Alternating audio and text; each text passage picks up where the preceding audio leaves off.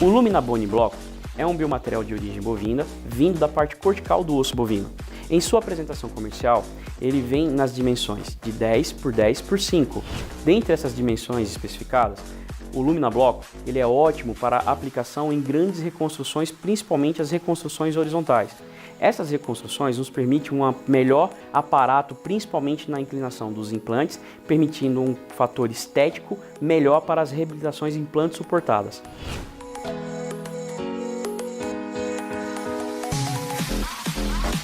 O preparo do bloco é muito importante.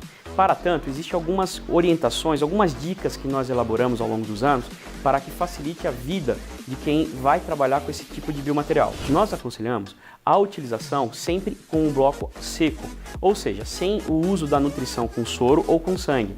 Isso permite que as propriedades físicas e mecânicas do bloco sejam mantidas de forma adequada, sem o risco de pequenas fraturas ou de fragilização da estrutura desse scaffold. Trabalhando com o Lumina Bone Block a seco, vem a próxima etapa, que é o processo de lapidação e transfixação, onde nós iremos trabalhar esse processo de lapidação sempre orientando com o uso de brocas rotatórias, para minimizar o trauma no bloco e principalmente facilitar o trabalho de lapidação e assim você ter uma conformação melhor desse biomaterial para adaptação em leito cirúrgico. A próxima etapa é o processo de transfixação do bloco.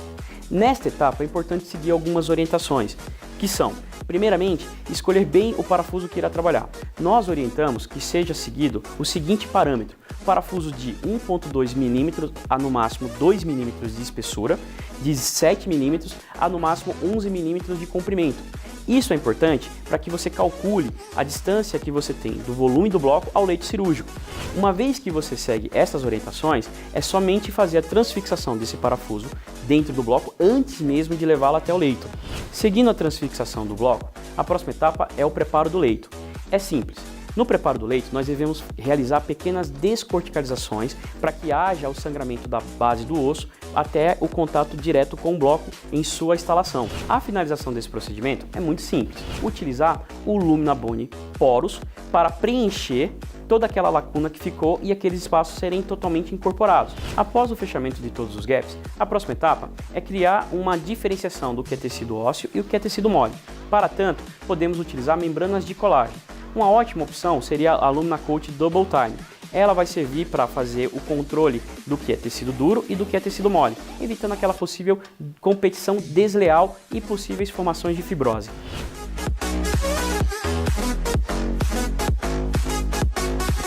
Agora vamos falar de possíveis erros recorrentes. Um dos possíveis erros é a fenestração do tecido mole.